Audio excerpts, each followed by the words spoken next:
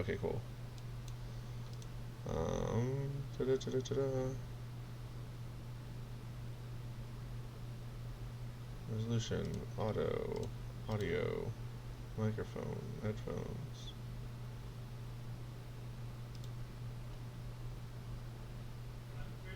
Huh, that's still so weird. Can't do camera.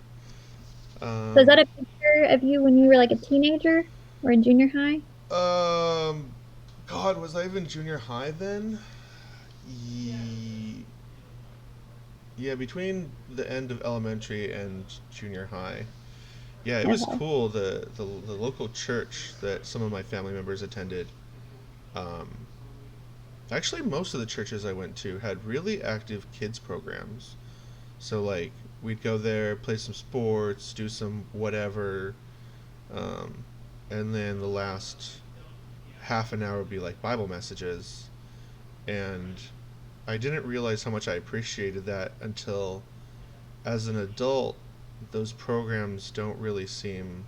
I mean, maybe they are there everywhere, but they're just not Mhm. really proactively advertised, which I think is a real shame because, like, having a once a week meeting where you just meet kids and talk about God, and there's like people there who value God and your well being, because these are people not getting Yeah. paid who just like help hang out with the kids and then ask, "Are you okay? Do you need prayer for everything?" This is, your weekly message. And we didn't just sit around and play video games, like we played hockey and tag and basketball and baseball, and it was just um, it was great.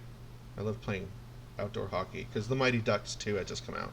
So Yeah. everyone played street hockey. Everyone played street hockey, and it was awesome because I didn't know a hockey stick was only $10, but like a hockey stick's only $10. But yeah, that's me. There was a church. I think it was a like a 3 day camp I went to, so it Nice. was fun. Was this in California? Uh-huh. Southern California. What about you? Was there like church programs when you were a kid?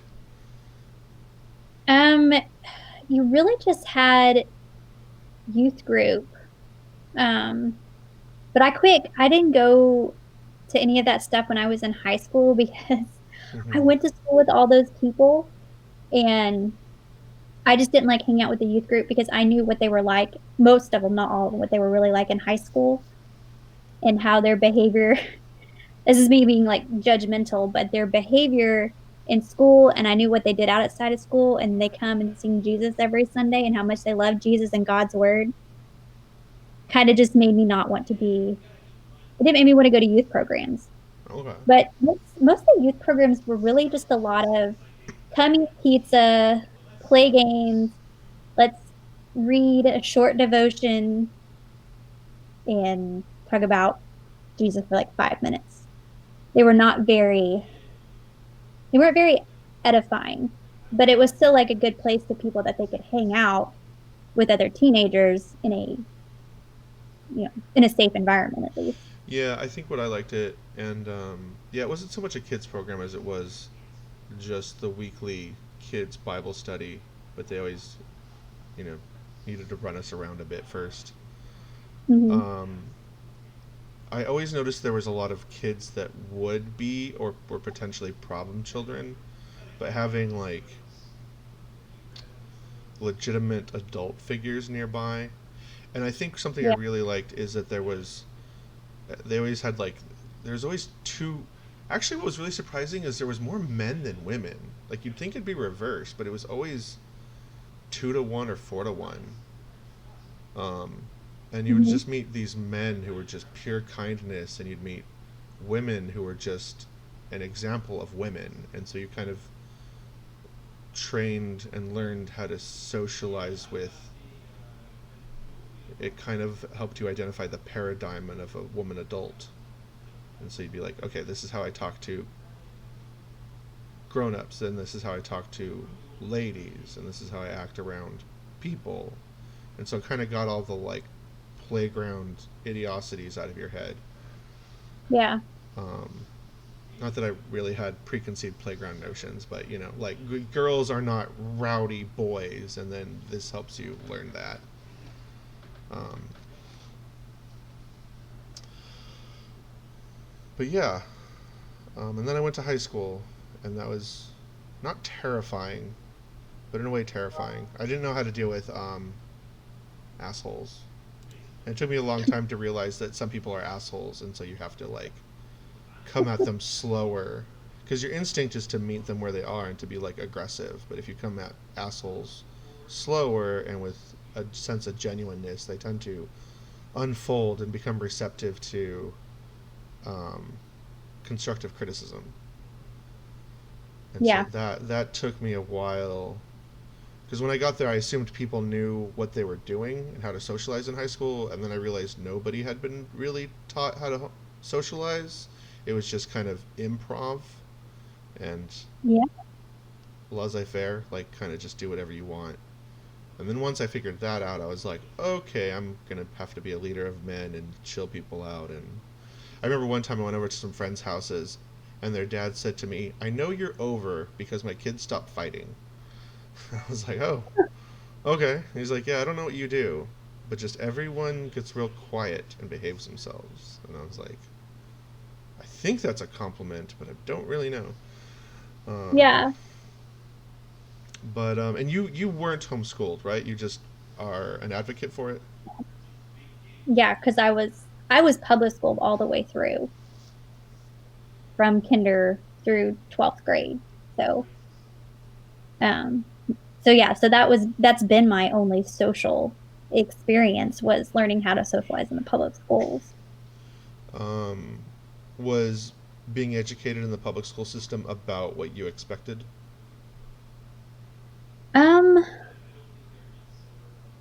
I think so. I mean, when it's all you know, and you just think this is the way it is, at the time you don't really have anything to compare it to. You don't know that you are missing out on other things because this is the world around you. This is what everyone does. And I only knew, actually, I think I knew of one kid that was homeschooled. Um, because we went to another church for a while and there was a homeschooling family. And because we were looking for a church at the time. And one of the girls, like we kind of, I think she was a year or two younger than me, but we kind of hit it off at, Sunday school. And so her parents asked if I could come over for a play date. And I did. And that was the only kid I think I ever knew that was homeschooled until my, until I was in college. And then I started meeting more homeschoolers. Um, let me pause real quick. I realize that I haven't tested to make sure Oh, I've got your audio. I tested to make sure I got my audio. I didn't even think about that. okay. So give me just 1 second. Okay, you're actually coming through really good. Um, how was church growing up? Not to kind of stay off topic, but did you have a pretty good education through church? Was it fulfilling? Was it watered down? Um, I think I had at least a pretty good, always good grasp of the gospel and what it was. So I grew up going to only Southern Baptist churches. When I was really young, or from the time at least I was born until halfway through elementary school, my parents were very involved in a small church. Hmm. Um, I mean, they were at one point, they were like the youth group leaders.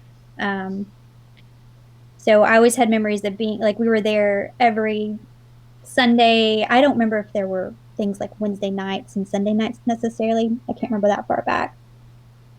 Um, so I always heard all the Bible stories. And then my parents left that church. And I was very upset about that because that was the only church I ever knew as a kid. And I didn't really understand at the time why my parents, were leaving the church. I mean, I do now, but at the time I didn't. And then eventually joined what was the big First Baptist Church of where I grew up in Wiley. Um, and it was, yeah, it was probably the biggest church, bigger than the Catholic Church in town. And then the Methodist followed probably third in size. So big Baptist church, it's still the largest Baptist church there, even bigger than it was. So I always definitely had I had a good understanding of the basics at least. Um, but I don't think I heard a lot of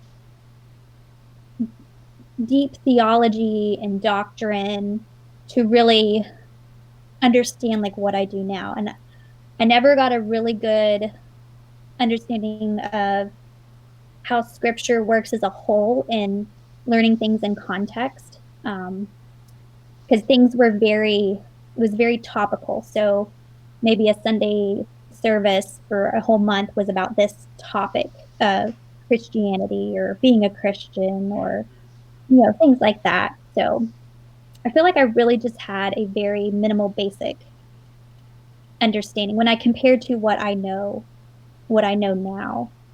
Um, I believed it all, but I could not have told you why I believe what I believed. And I think I wouldn't say I had full blind faith, but there was a lot of, I don't know if this makes sense, but there was a little bit more blindness to my faith than what I realized Sure. growing up. Um, Whereas like now, I know what I believe, I know why I believe it, and I can articulate it. And I can go deep into different theological discussions and scriptures and things like that.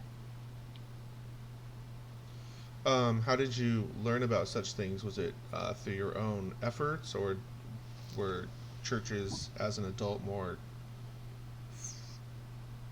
It was definitely through my own efforts. So I started working for a Muslim family when I was in my early 20s, and they had a daughter with autism, and they hired me to work with her a few hours a week after school and on weekends. And I didn't have kids at the time. So Muslim family, they immigrated here in the 80s from Iran, Mm-hmm. and really sweet family. And the mom and I would kind of, as we got to know each other and develop more of a friendship, I would kind of just ask her questions about Islam. And I would want to, I would kind of share a little bit about, being a Christian. And I said, well, what was interesting is she had a Bible. And I asked her, I was like, because I kind of started looking into more what Muslims believe Mm-hmm. at the time. And I asked her, I was like, well, don't Muslims believe the Bible's corrupt? And she's like, oh no. Which I realized later she was kind of a bit more one of those more liberal Oh, type okay. Muslims. Um, but something came up where it was like I said, well, Christians believe Jesus is God. And I was like, it's in the Bible. I was like, do you want me to show you? And she said no, which really at the time, in all honesty, I could not have been able to explain or show you in the Bible where it says, you know, Jesus is God or any Sure. of the Trinitarian beliefs. Like I realized I was extremely ignorant and lacking in my knowledge. Like I said, I could give you the basics of the gospel, how one is saved, who Jesus was, like very, very minimal, but I could not have told you where you could find just about anything in the Bible. I was utterly clueless. So that's how I kind of started getting into apologetics and watching hours and hours and hours on YouTube of people debating one another, like a Christian and a Muslim. And then it just went all over me watching so many different sermons and hearing so many things that I'm like, oh, well, I didn't know that, or oh, okay, and all the history and the scholarship behind everything that's Christianity, thousands, 2,000 years worth of stuff. So it was just through a lot of self education and genuine prayer because I actually sat and read the whole New Testament for the first time ever. That's an endeavor. And yeah, and I just remember like getting through the book of John and just like I just started crying because I was like, oh my gosh, I get it. It was like, I get it. I understand God's love. I understand that sacrifice. I understand what he did. I understand that, like, I knew I was a sinner. I knew that. I knew I believed in Jesus, but now it's like, now I really know more about my sin because I was living very ignorantly and doing sinful things that I didn't know were sins because I didn't read my Bible. and I probably didn't hear enough preaching on it, Mm-hmm. the thing. So it was very cool to see how God put me in that place with this Muslim family. Like I said, very sweet, wonderful family. I stayed in touch with them for a few years. Um, and how God used that to bring me closer to Him by forcing me into His Word and being able to really defend the gospel. So that if ever a question came up again where I was ever talking to her or another Muslim, like, or anybody, I could give that, defense of the faith. Hmm. Okay. Wow. Um, Mine. I don't know if we talked about this in the last episode. Mine was interesting because my faith is really strong, and I don't mean that egotistically. I've just I did a lot what you did um, throughout my life, and that made it easy to grow and then evolve from there. But what happened with me was weird. Do you know the story of splitting babes, King David? No, Yes, wait, no, King Solomon. Solomon, Um, yeah. so my mom read me that story, and she read it to me when I was really little. I think I was like 5 or 6, and I remember thinking at the time, like, this isn't something you really tell a kid, but I love this as an interest. This is like the first time like I got like a truly legitimate interesting story because I was a little kid with a big old brain because my mom had a big old brain and my dad was really soft-hearted in a good way, and so it created a great atmosphere for my um, intellectualness to grow. And I thought that is so cool. I want that. And so I remember praying for that. And then from that moment forward, it became very easy to read people's hearts. So that's part A. And part B is my mom would read me, because I was homeschooled, she'd read me books by missionaries. And I Mm-hmm. realized in every single missionary book, something supernatural happened, if not more, if not many things. And because I could understand people's hearts, I knew when they were lying and when they weren't lying. And I'm like, all these people are really genuine and they're not trying to brag or be egotistical. Because whenever a miracle happened, usually they were trying to fight against the miracle. Like one time a missionary was given a glass of water and God said, I want you to say, bless the Lord, this is delicious wine. And she said, I'm not going to lie. That's lying. And God said, but I'm telling you to do it. And she goes, no, that's lying. And I was like, okay, so obviously this person isn't trying to story tell. Um, and then um, sorry, I'm losing my train of thought. So that gave me a really good foundation, and then I just built from there. And what was awkward as a child is I learned that what the Bible said wasn't necessarily what we were being taught. Um, not in a bad way, but like there's 3 different words for love in the Bible: agape, storge, and Mm-hmm. philia. So depending on where you're at, um, and then like the word hell isn't in the original Greek and Hebrew. They have Sheol, Hades, Abyss, Gehenna, and Mm-hmm.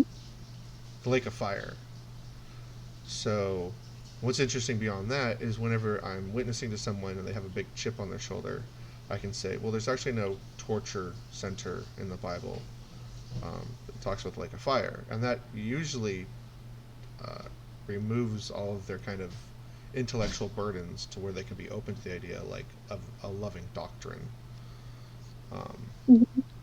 so that's interesting that we both sought out.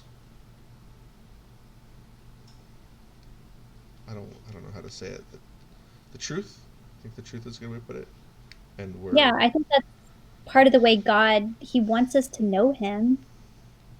So it's like, I think He gives us, what it is. Like He wants that relationship. So we're going to seek it, and however, that may be. okay. Cool. All right, part two. Let me start a new video file. So I feel that one of the first things homeschool parents um,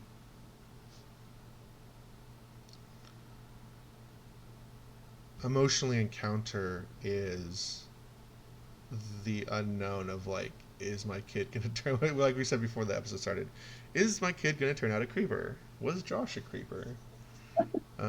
I was not, but I didn't. Context took me a long time. So, have you seen Ace Ventura? Have you seen that movie with Jim Yeah, Carrey? Okay, so it's been a there's while, but yeah, yeah. it's been a while. So there's a movie with starring Jim Carrey called Ace Ventura. For those who don't know, and he comes out of a bathroom, and he makes like a loud like kind of like yell noise, and he goes like, "Do not go in there." And the joke he's trying to do is that it smells really bad. But the problem with not growing up around people is I didn't understand that. I was like, why does he say not go in there? Because did he step in the toilet? Did he like do something silly? Did he hurt himself? Did he? Because like a poop smell wasn't a big deal to me as a homeschooler. I'm like, that is what happens. You know, like I I didn't know there was a negative connotation towards a bad smell. It was just a bad smell that you like dealt with. And so there was a lot of those. And that happened so many times too. People would say like, "What do you mean you don't know?" I'm like, "Sir, there's like 18 different ways my little brain can interpret what is going on. I don't know which one you want me to associate with this, current moment." Um, but yeah, that got me a lot of awkward. And wow, people were so mean too. That one always threw me off too. I was like, "Why are you being mean? There's no reason for this." Um, but okay, let's look at. Do you have any before I like look at some of the questions I have ready? Do you have any things to say about fears and doubts or any?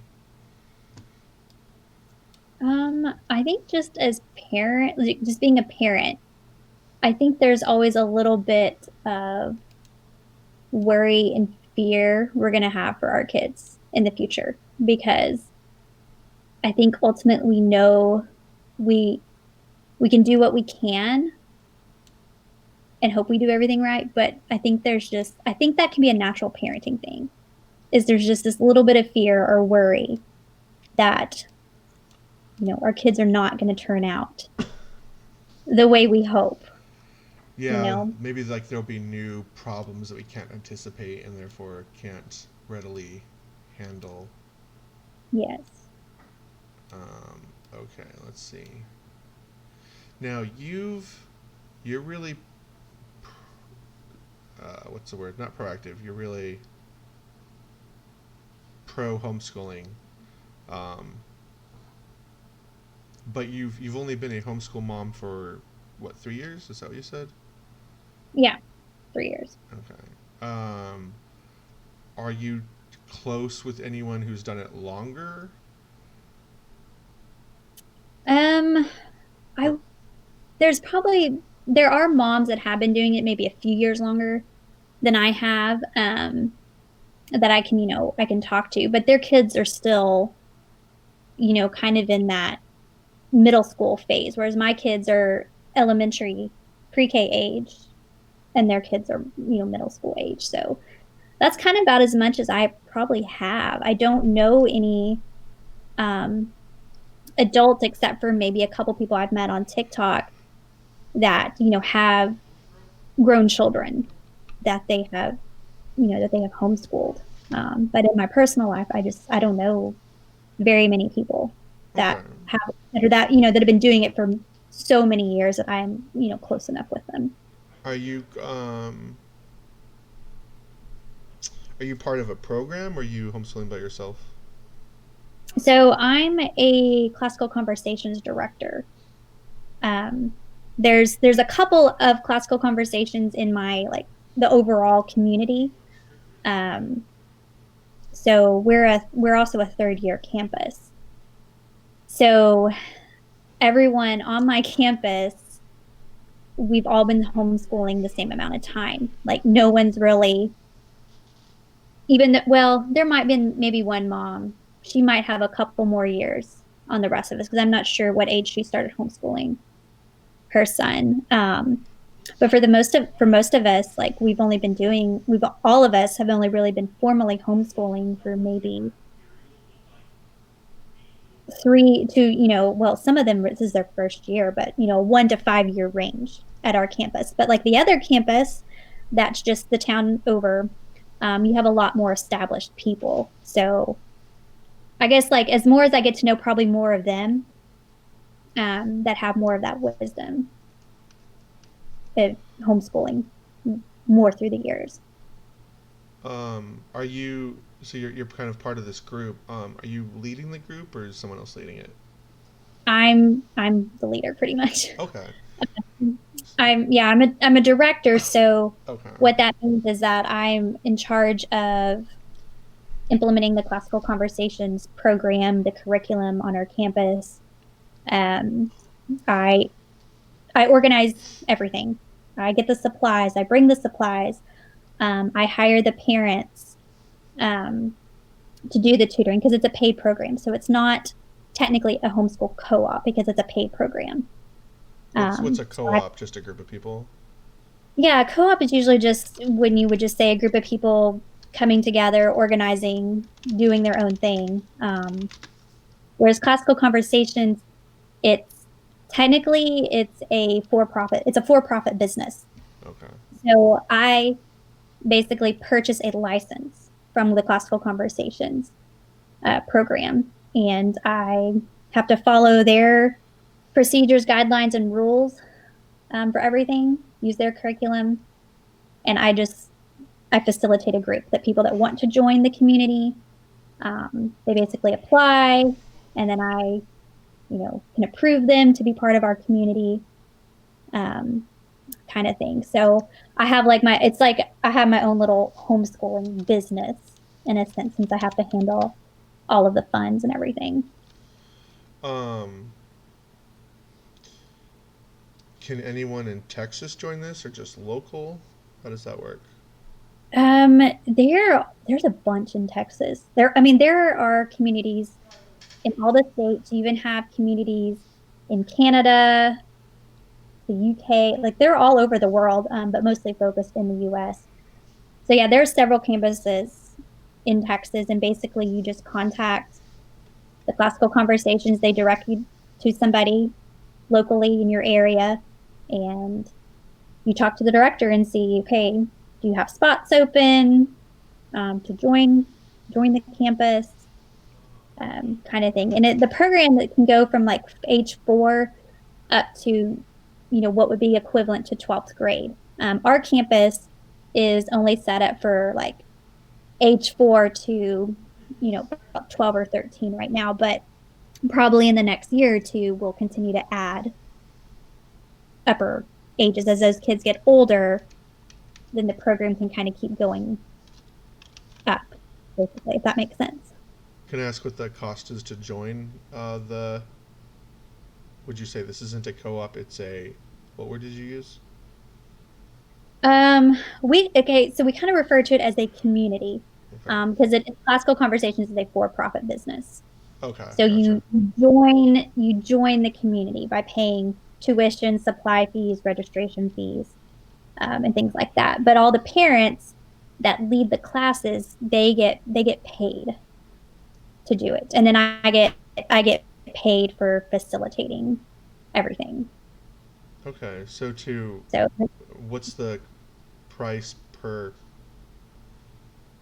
either household or child to be a part of that? um, I can't do the whole number off my head. Tuition is 335 per kid for the whole year. Oh wow, Um, that's not bad. yeah. No, I mean it's a total of 24 weeks. Now that's for the foundations program, and then you have the essentials program, which is the afternoon program for older kids. Um, Now the challenge program, which I'm not a part, I don't do challenge. Um, that's a little bit more expensive. Um, but and then you like I said, you got a supply fee. I think that's $60, and that covers like science supplies, art supplies, any and everything. Um, and then there's the registration fee, which 145 for like your first kid, and then all your other kids are like $55. Sure. Um, And then you have a facility fee, which varies per campus, and that's the money that we give to the church as a donation. Hmm.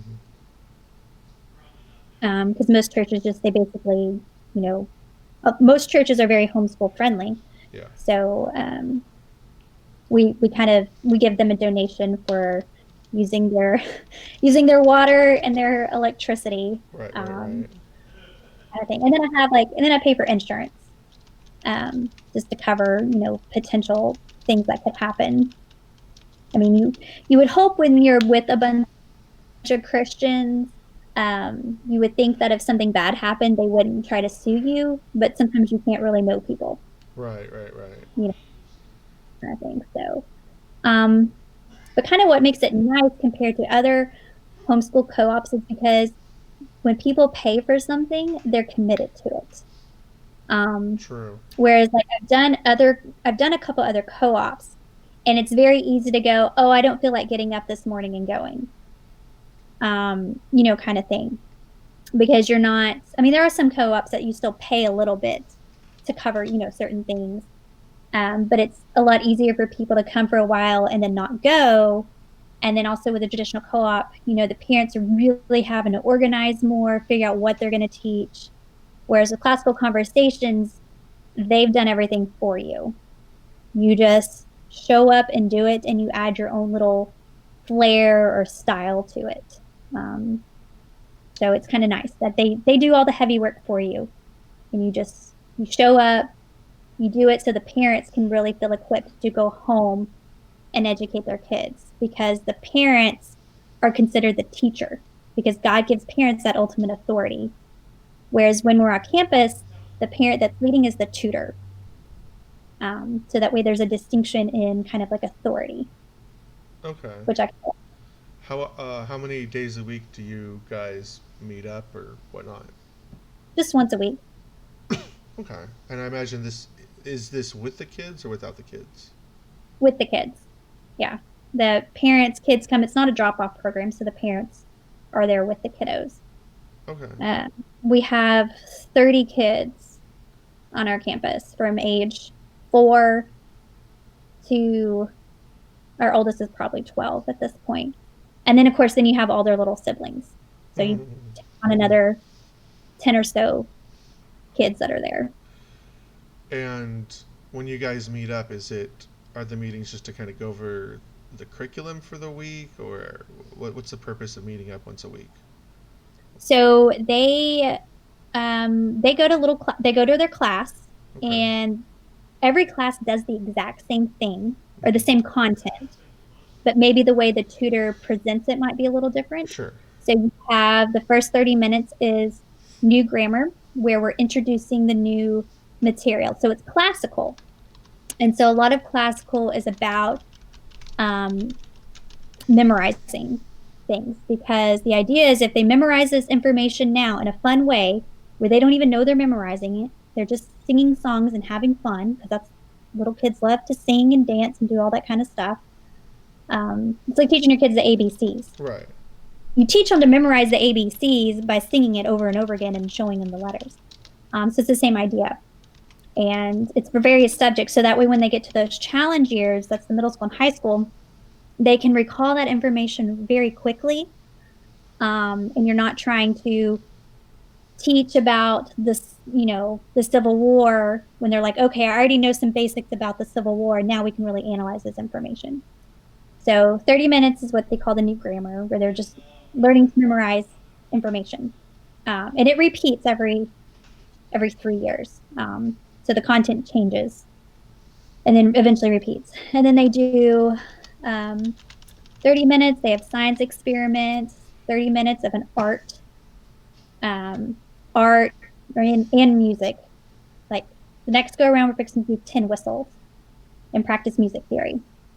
Um, and then they do 30 minutes of a presentation. So it gives the kids the opportunity to practice public speaking. Yeah, that's pretty grown up for that age. It is really neat to see that because I've seen how much my oldest has changed just doing that. Because she is still more of the introverted, shy kid. Um, and the first time we started doing it when she was 5, she has to go up there with mommy. She's very soft spoken. And then our second year, when I took over directing, and we have to get up, me and the girls, because we're doing like a family thing in the morning before we go to our classes.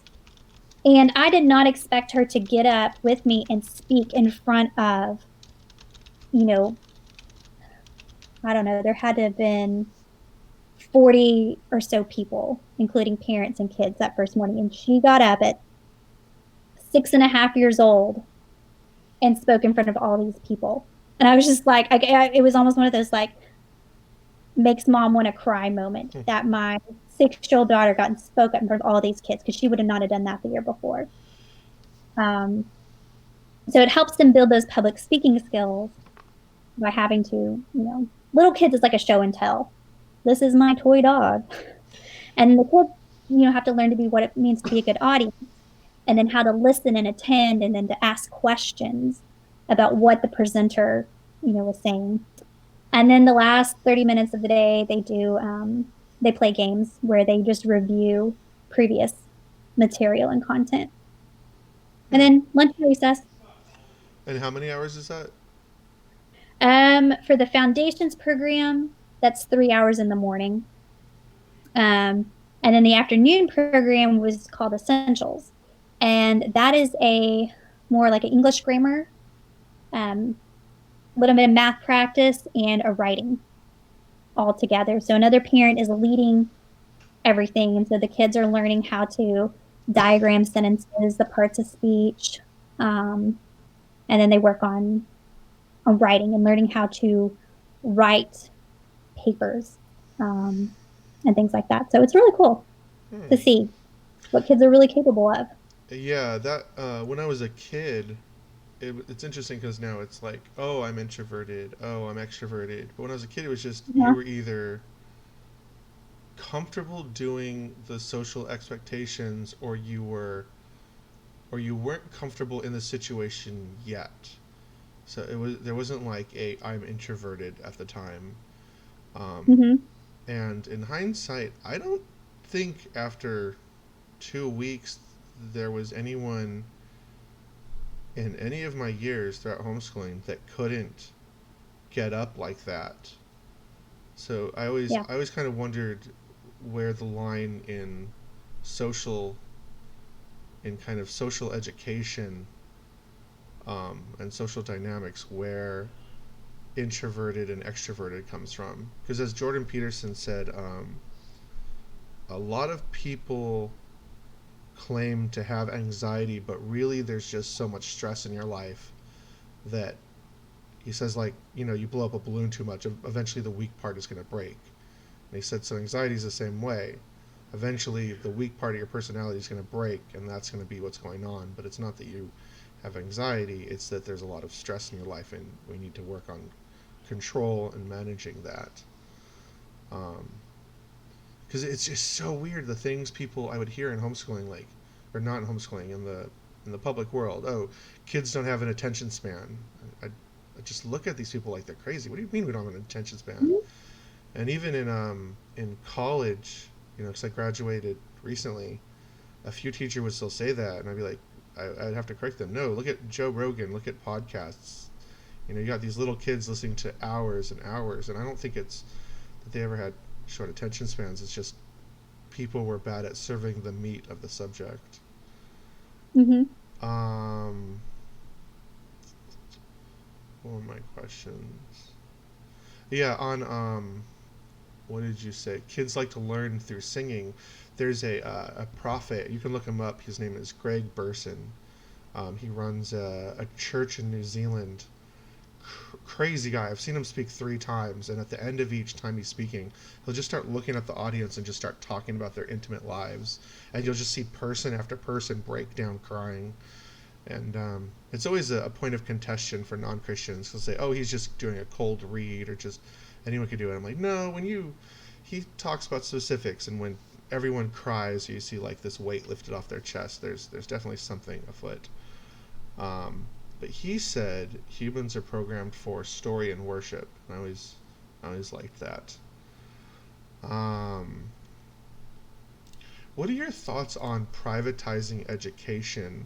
Um, Well, hang on. Before we get there, let me start a new video. What sort of time? We're almost at the 1 hour mark. Do you want me to let you go at the hour? Do you have more time? I mean, I'm probably good till 10, and then I really need to Okay. go to bed. Um, what are your thoughts on privatizing education? Because I know that was a topic for a while. Is let's just let businesses take over, and I was really against it at first, but recently I've really learned just how, as someone once said, the the government is the DMV and people are Amazon.com. People become efficient and the government has no motivation to become efficient. We just hope it does. And especially recently, I'm now definitely open to the idea. What are your thoughts? I'm completely for some type of privatization. Um, I even want to take it back to scripture and think like a Christian on it. I also do some volunteering with a nonprofit Mm-hmm. um, about abolishing the civil government school system.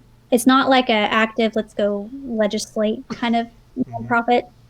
It's more about equipping and educating Christians. And so this is a family that I used to homeschool with till they moved. Mm-hmm. It's called nonprofit's called Deconstructing the Coliseum. And his premise goes back to Romans 13 and how in Romans 13, there's a pretty specific role that God sets out for the civil government. I can't quote the exact scripture, so I'm going to paraphrase it, Do but it's about, Do you remember the punish. verse? Um, Or are you just talking about the whole chapter? it's, I feel like there's kind of, I always like to say the Romans 13, because that way more people will go and read the whole chapter and not focus on just a few verses and they Okay. get more context. Okay. But in part of Romans 13, it talks about the civil governments being for, kind of really punishing the wicked. It's meant to be the sword, and then protecting the righteous.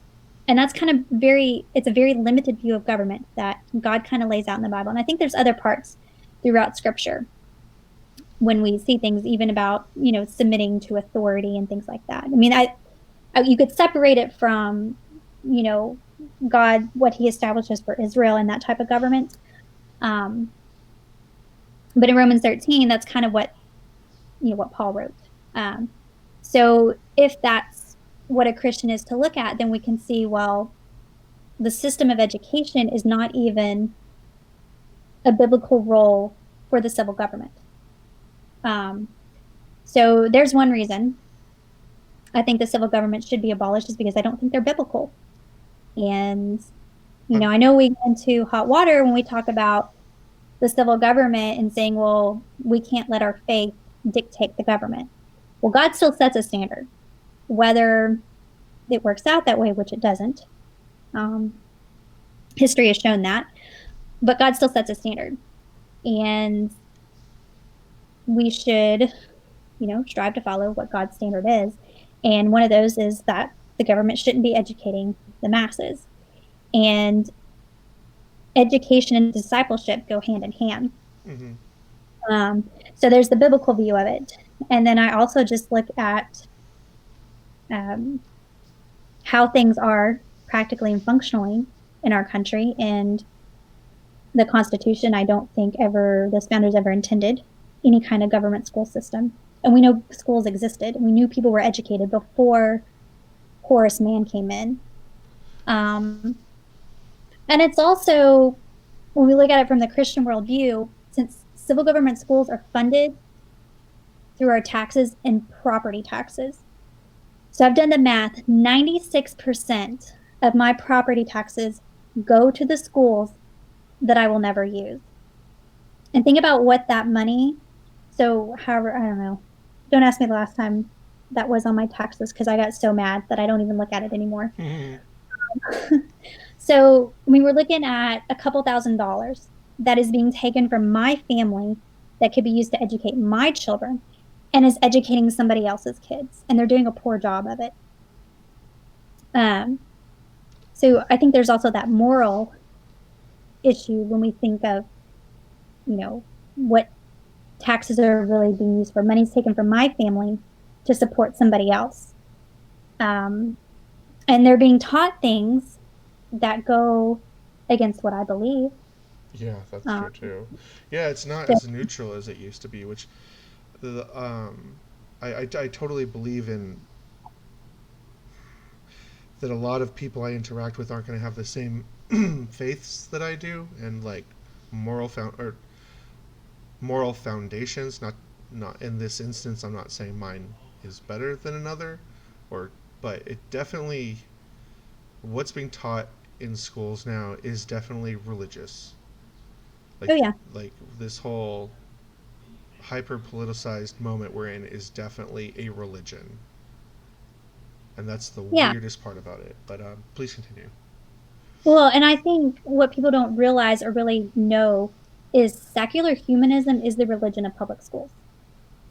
Um, Yeah, that's wow. That's a now really good way people to put it. now people are going to argue about that because most people will say schools are just agnostic. No, it's secular humanism because Mm. you can't have God in any part of it. Um, and you look at the writings of guys like John Dewey, who was another, he was kind of behind Horace Mann, but John Dewey and a few others, they were secular humanists. And they knew, because this is in some of their writings and some of the things they've signed, because John Dewey signed like a secular humanist manifesto or something like that. So, this would have been early 1900s, I think. Mm-hmm. Um, and him and a lot of others knew that because they didn't like God, they hated Christianity, they hated religion, they wanted their version of morality. Of course, they don't call it a religion, but it is. Yeah, It's a belief it's system. definitely a faith. Yes. And I would define religion as really, I know we could argue whether religion has to have a deity or not, but I see religion as a belief system. Yeah, It is, I always thought of it as a faith based ideology. yes, it's a belief system. Um, and so it's in his writings, among others, is that their goal with mass educating the masses and having government schools and getting God out of it is that over time they would be able to indoctrinate people into more secular humanist ideology. And that also includes socialism. Socialism, and that's very socialism, communism. Karl Marx was an atheist. I He it hated was religion. the weirdest thing in college because there was this huge socialist movement um, at Texas State. I mean, there was like rallies and everything, and people would come up and try to recruit me. But there are two wonderful things about me. One, I'm pretty well educated on on a lot of things. But two, Yeah.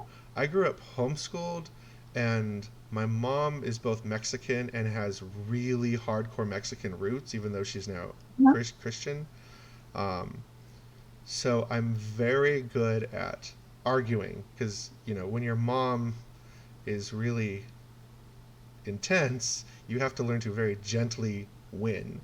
And so people would come up to me and they'd start preaching socialism, and I would just say, okay, I'll tell you what. I will go onto your side. I will support you. I will go to rallies. I will donate my money if you can point out one place in history where socialism works.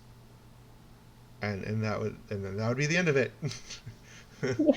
Well, you know what, like Venezuela, like China, like India, like so that was a lot of fun. But please continue. Um, yeah, I mean, that's pretty much the gist of it. And that's why I think everyone needs to look up John Taylor Gatto and his books. He's got a bunch of books, Dumbing Us Down, The Underground History of Education. And I stumbled across him while I was a teacher. And I like to tell people, like, I would be on my lunch breaks watching things about the true history of education, not the sanitized version I got in college to be a teacher. We were just told Horace Mann's the father of education and that people were illiterate because there was no compulsory education. It ended up being a total lie. Like the literacy rates were higher among free people. There were slaves at the time who were not educated, but among free people, our literacy rates were higher in the 1850s than they are now. So, in these things about John Dewey, like we were just fed these slivers of truth in college. Now, I wouldn't say I really went to a liberal university. I went to the University of Texas at Dallas. Okay. So at the time, I did not get a very liberal education. But when I think of like liberal today or progressive, it wasn't progressive. Like there were probably Yeah. some liberal things in there, but it was not progressive. I did not hear about how great socialism was or how we needed more. We only here I had more civil government is, we just need more, maybe more funding for education. That was probably the extent of it. That was another lie, I believed. Yeah. There was not enough money, and then you start working in the schools and you start questioning those things, and then you look at the real numbers and you're like, well, that's a lie. There's Where funding. where is the money going, if you know? That's a big Um, hunt for me, is to figure out where, because a it has to go lot somewhere. goes, yeah, a lot. I would say I mean, there's a lot of it, but a lot goes towards administrators. Okay. So, good example would be the school I started working. I worked for a really small rural district. Was my first teaching job. I worked as an aide in some larger districts, and then my first teaching job was in a rural district. And what I saw during those 6 years I was there, how many more administrative positions they would create. So more curriculum specialists, and this was still like a four-school district. There were four schools in the whole district. Mm-hmm. No, it was a growing district, because people were going from the suburbs were getting full, and this was right on the edge of a couple different suburbs. Sure. So they were coming out to the rural parts were becoming suburbs basically during this time. And I saw more administration positions being created, more technology specialists, more curriculum specialists. I mean, just all sorts of things. Um, because when I first got hired, there was a principal at each of the elementary schools, and the assistant principal had to go between two elementary schools. Mm-hmm. And then the next year that we did have a principal and assistant principal, but so you have a lot of money goes to that. And then they were sending these administrators out of state, flying them in on a plane, paying for the hotel, thousands of dollars to go to this special training and conferences. Um, but they would find ways to create new administrative positions. And because we were Title One, three of the four schools were Title One schools, so they got extra federal funding. And I also saw how schools, especially low income schools, would do everything they could to get more government funding. Um, like being in special ed for a while, and I kind of just quit doing it because I was just so uncomfortable doing it. Is they had us, we were supposed to ask the parents during their IEP meetings, for special ed if they received Medicaid. Wow. Um, because certain special ed services, now none of the services I did qualified, but certain special ed services like speech and some of the more like life skills, or medical things, like if you have to change their diaper kind of thing, could qualify for additional government funding. So the government would fund the school with even more money for certain services. So you had that. Um, there was also billions get spent on testing every year. So your textbook companies are making billions of dollars because they create the test and then they sell you the textbooks and the curriculum in order to teach to the test. And and all these trainings you go to and things like that. So that's probably the biggest, I think, two of the biggest chunks that I think people are pretty aware of the testing component. Okay. Um, Give me one sec. Okay. Um, wow. Yeah, Thomas Sowell said that one of the reasons schools are doing badly, like in LA, is because if you're a bottom performing school, there's a lot of government assistance to be had, and because that's kind of confusing for some people, I'm going to elaborate real quick, and it's while it's really, really important to help out people that are struggling, you can also incentivize suffering. So there's what's called the king cobra paradox. A country wants to get rid of all these snakes, so they hire people to kill the snakes. And for all the snakes you bring in, you get money. But what accidentally happens that the government didn't plan on is people started farming snakes. So they would breed snakes and then bring in the snakes so they get paid for the snakes. So when the government found out, they stopped the program and ended up with more snakes than they started with. So that's called the king cobra paradox. So that can happen with these schools. They'll continue to be a bottom performing school and just continue to take money. Um, so, Mhm. it, and that doesn't mean we want to stop helping schools with conversations like this, but there needs to be something we can do. With Christian ministry, for example, um, we don't just give money to the poor, we follow up with them. So we'll Mhm. we'll figure out what's bothering them, why they're poor, see what we can help with, and then at the end of the time, they'll have a job, and then we make sure they've got alarm clocks to go to the job, and they've put their brain back together, and we've helped them through any childhood abuse they might have. So that's kind of the direction I'm talking, is to do better, put 10% more effort so we have 90% less of a problem. Um, what books are there? Books you recommend by John Taylor Gatto?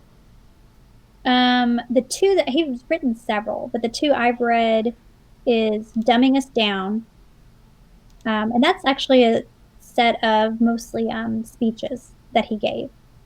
Okay. Um, and then the Underground History of Education. I only read volume one, but he's written several books, and you can watch his stuff on YouTube. He only passed away a few years ago. Okay.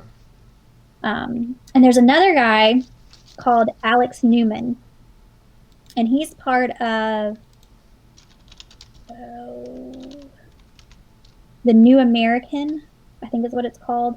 But he has an excellent thing you can watch on YouTube. It's called, I think it's called Saving Our Children. He's also part of what's called the Exodus Mandate. Um, but he's done massive amounts of research as well What books on of just him how much do you recommend? he's written. I haven't read it yet, Okay.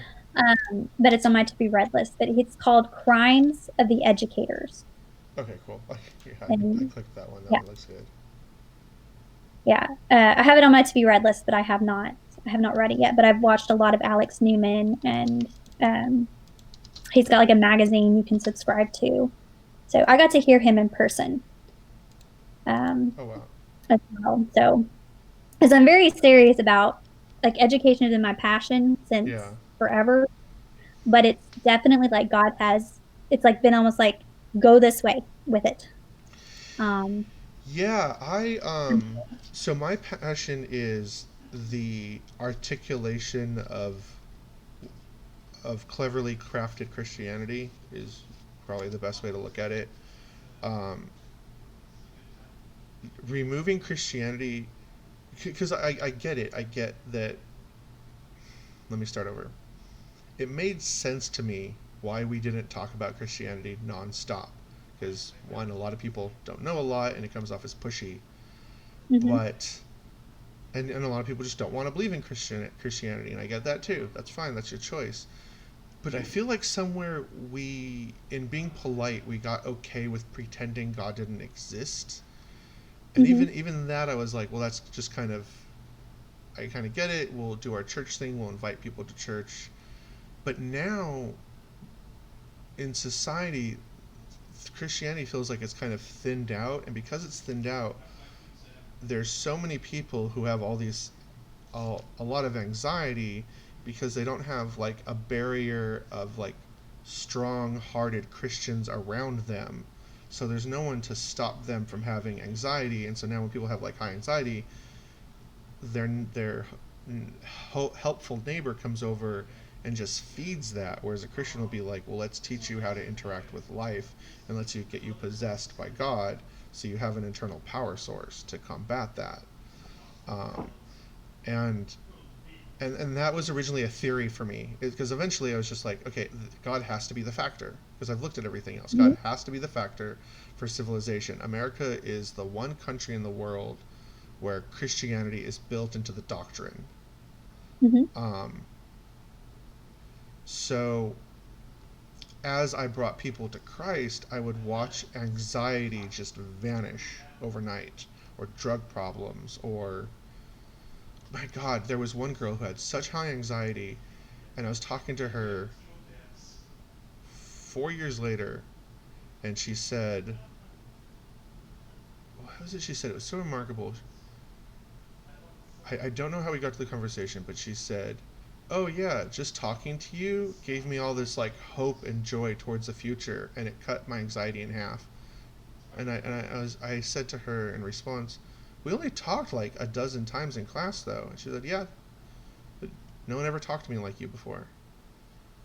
Um, so yeah, I think not having Christianity in schools, and I get the idea too, like, oh, the parents supposed to teach you at home, but that just doesn't really happen because parents get busy.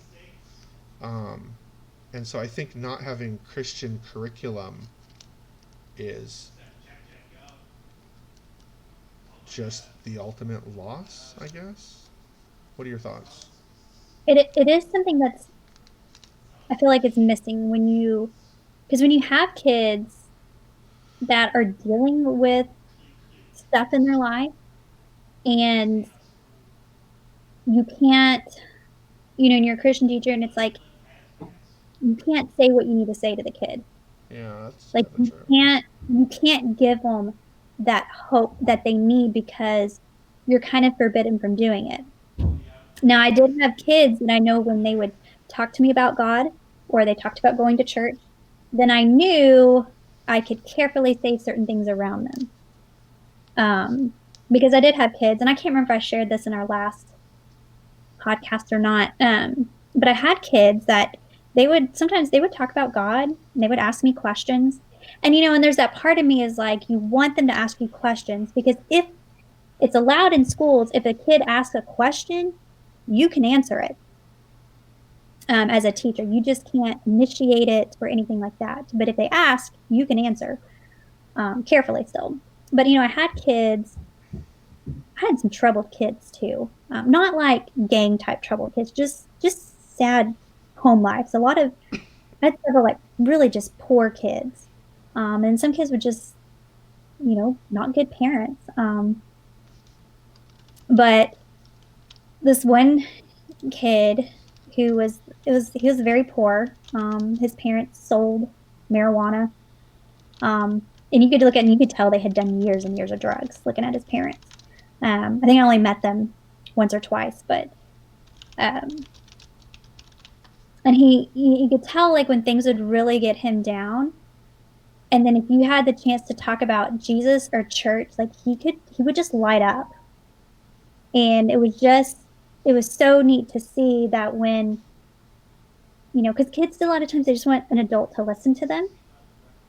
And when he could say those things and me like be able to affirm them because I believed what he believed, it just the certain joy that brought to him and that I could, you know, when things were getting him down, I could remind him of like, well, did you learn about this when you went to church?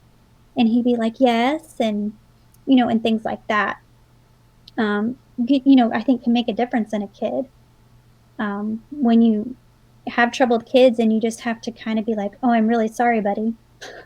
I can listen to you, I can hear for you, but I can't give you like how much hope can I really give you when I can't share Jesus with you? Like Yeah. he's the one that can lift your burdens. I can't do that really. I'm just I'm a human and a teacher. Like I cannot lift those burdens that those kids carry um and I could do it with coworkers that I knew were believers. We can easily share our faith with one another and hey, will you pray for me? And it was really special when one teacher was going through infertility and we just prayed over her. Um, you know, kind of thing was just really neat and special, uh, to share with your coworkers. But it's very different when you're with other people's kids and you kind of want to also respect that parental authority too. Um, so, but my experience was just in public schools and things like that. So I don't know, in a Christian school or a private school, if that looks differently when you can openly talk about your faith. It's going to be interesting because one of the challenges is everyone believes, a lot of people who, with good intentions, believe they know everything about God. Like, I'm watching these street pastors now that are trying to spread the word, and I haven't spoken on the street before, so maybe there's something I'm missing. But everything's so sin and fire and brimstone focused that I wonder how to handle that moving forward, where we're trying to build Christianity back into education. I mean, there was no Mm-hmm. shortage of it in homeschooling, but you kind of just let it roll off your skin just because, you just kind of learned how to ignore it. But I don't know. What are your thoughts on that? Because it's definitely something we can't. That's definitely a stone we can't leave unturned. Are you talking about like, do you mean like Christianity and education? Yeah, because as we bring Christianity back in education, that's going to allow for a lot of hostile type teachers. Yeah, that's why I think I mean, if you could privatize education, then people can get what they want, first of all. Oh, that's true. But I think a lot is changing the culture, and I think that that can be accomplished by homeschooling, first of all. If more Christians, because probably about 80% of Christians have their kids in the public schools. But imagine if 100% of us were able to give our kids a Christian education, whether it was homeschooling or private school, um, how much that would radically change the culture. Because, oh, I can't remember it now. But I listened to a talk with Andrew Pudwa, who he's a classical educator. He does writing. Um, really just fascinating guy to listen to. And I was listening to one of his talks, and he was just talking about culture, what is true, what is good, what is beautiful, because Christianity set that standard. I think Francis Schaeffer talked a lot about that. And then you have Nancy Pearcey today, who was a student under Francis Schaeffer. Um, but Pudua was just talking about we have to, if we want the world to change, if we really wanted Christianity to be part of our culture, we have to change the culture. And the only way to do that is by Christians giving their children a Christian education. Because if we can give them a Christian education and they go out into the world and out in that culture with that foundation, and there's more of them, we could see a change, I think, in that culture, ideally. I believe God's still sovereign over all of it and it's going to work according to his will. Um, but I think that's really the only way to achieve any of that. But I think you have to get more pastors have to be willing to speak on it. Pastors don't want to step on toes when they have teachers, public school Whoa, teachers in whoa, whoa, education. whoa! What do you mean pastors don't want to step on toes? That's a thing now? Well, like when it comes to education, you might have a pastor that's against public schools, but they're not going to sit there and give you a sermon on why your children need a Christian education or why you should homeschool or private school Huh? because they don't want to offend members of their congregation. You have to Um, be willing to. I mean, you have to not delicately. yeah, I mean, it's like, I don't want to pick on my previous pastor because I think he's a wonderful God fearing man, and he homeschooled. They homeschooled their daughter. And when I was working for this other nonprofit, I was volunteering. So I was at the National Religious Broadcast Convention in Grapevine, back during the summer. And so I ran into my pastor there. Now he was there, him and his family were there to see a special premiere of The Chosen, but I ran into him. Mm-hmm. And so there I have to explain, what am I doing there? And I tell him, and he's like, yeah, public schools are evil. And I'm like, well, I'm glad you think that. But my kind of thought was like, well, why aren't you preaching about it? But he kind of said it's just one of those things like it would offend so many people because we were the only homeschooling family besides his daughter that had just graduated. We were the Wow. only homeschooling family at our church. It was a small church. So what few kids were there went to went to public school. Um, so there's just a lot of pastors, and I've met from other pastors that when they want to preach on that topic of having a Christian education, if they say something negative about the public schools, well, then people get offended. So the nonprofit Deconstructing the Coliseum, that's why there's a book he wrote called Abolition, just by Kevin Novak. And in his book, he's talking about if the Christian establishment, the pastors, your bigwigs like say Ken Ham and your famous Christians, you could say, um, started telling people or preaching, a proper biblical role of government, Romans 13. And over time, the idea would be that not only would more people homeschool because they would be taught the proper role of government. So through home education, I would be teaching my kids the proper role of government, Yeah. right? According to the Bible. And one of those being, well, public education is not a proper role of the civil government. It's something I wasn't taught. So I'm not going to bash people because no one ever taught me that. Yeah, a lot of people don't know that the government, what was there, the necessary and proper clause, that the government pretty much is only supposed to do exactly what we tell it to do. And then the Yeah. Supreme Court reinterpreted that. So Hmm. it's like, so that's, yeah, that's always very interesting. Yeah. So if ideally you could change people's mind through education, big thing being Christians, because that's really where our main target would be Christians. But I mean, you have a whole bunch of like libertarians and conservatives that aren't Christians that recognize public schools are not good. And you even have liberals that are recognize, well, I don't want my kid to just be treated like a number. Like I want them to have that creative ability to learn on their own. So even you have liberals that recognize it, just not as much. Yeah, Jordan Um, Peterson said, without Christianity, no, Christianity is the reason for the modern world. So without oh yeah, Christianity, you'd have just chaos. And he oh wasn't, yeah, and he wasn't a Christian. yeah. Jordan Peterson, he's got some good stuff though. Like I'm really praying he becomes Christian because then he would like just become this force. mhm. Um, I think God. I mean, I don't know. Obviously, I don't know Jordan Peterson personally, but you see certain things, and you're wondering, God might be working in his life. I have special crafted I podcast don't episodes just for him because I think he has the gift of prophecy. If it's not prophecy, it's something prophecy adjacent because he he mentioned a dream about the clock and coming towards the hour of midnight, and there's a prophet named Robin Bullock that talks about the same thing. And so I was wondering if Peterson was getting a similar vision.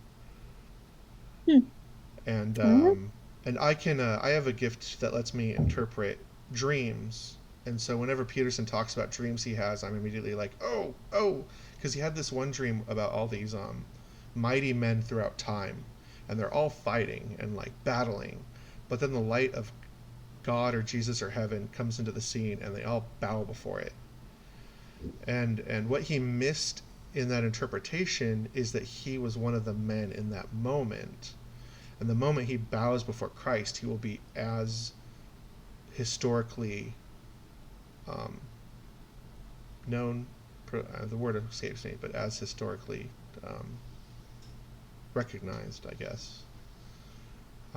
So I'm really, really praying hard. I really want that kid to become Christian because I just want to see what happens. He's already a force of power. Like, imagine him possessed by God. yeah. Um, well, I'm definitely going to buy all these books and then slowly not read them. Um, Yeah, I think my one grief with homeschooling and church is the lack of sex ed. I had really good sex ed in California. It was 10 days of sex ed, and they brought in some people who just went around the country teaching it. And a lot of parents were worried that they'd be like pro-abortion or pro-sex, but they didn't. They talked about abortion, but they didn't sell it. They didn't preach it.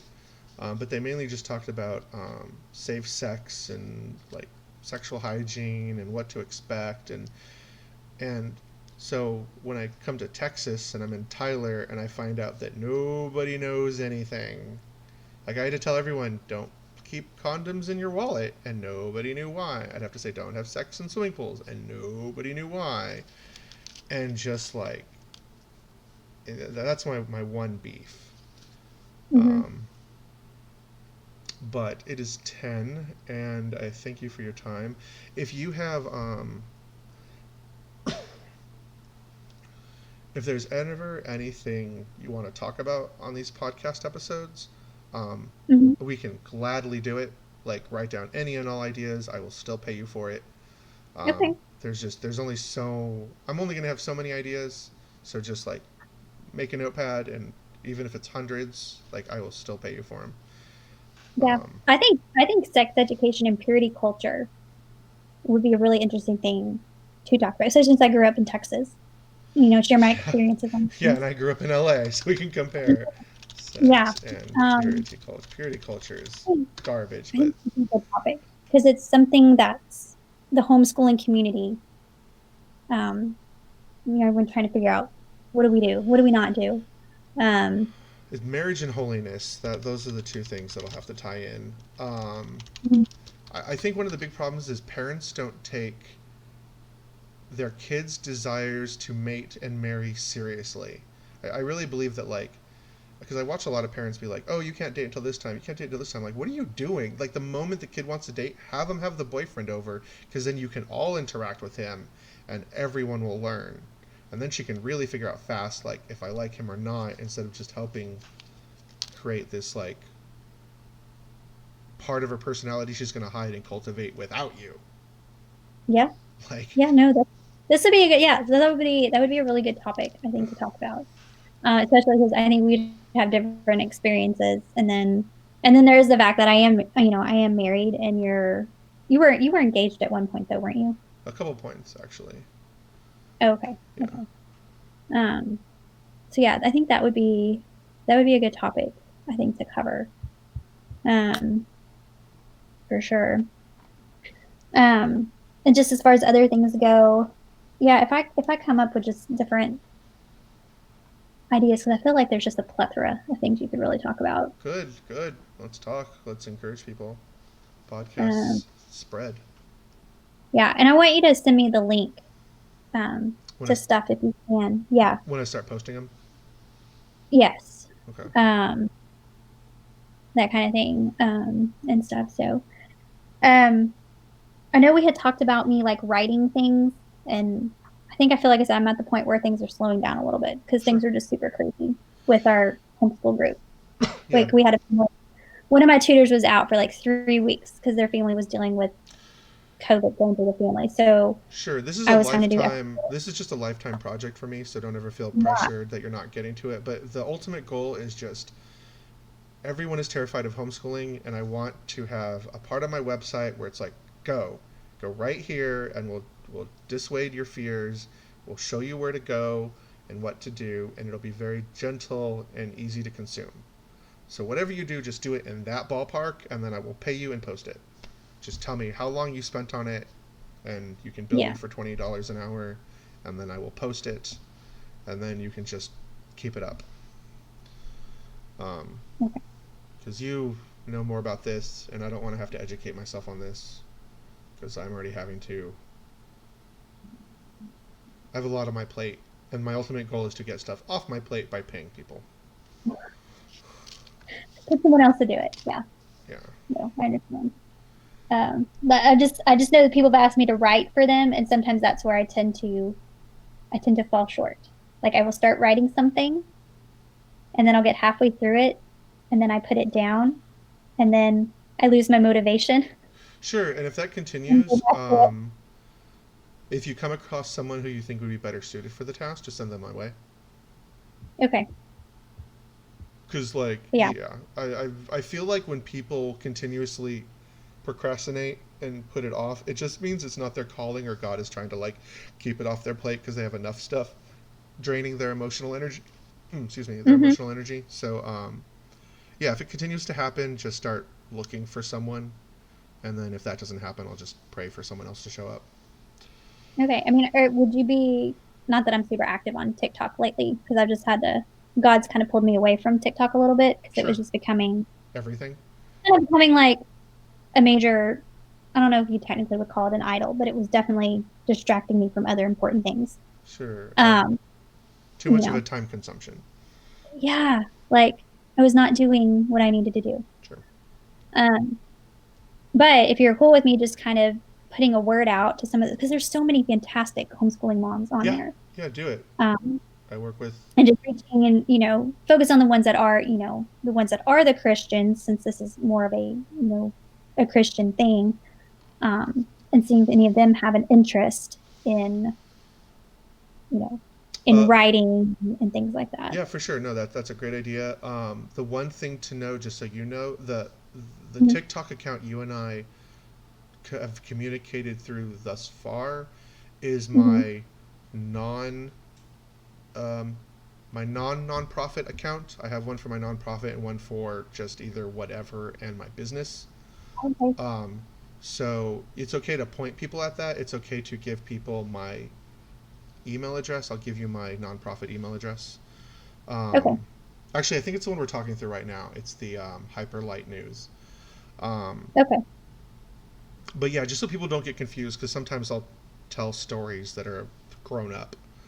Um, Mhm. so if people are like, "Whoa, I don't know about this guy," it's because it's not my nonprofit professional account. Because I'll share like Yeah. bouncer stories and stuff like that from when I worked at a bar.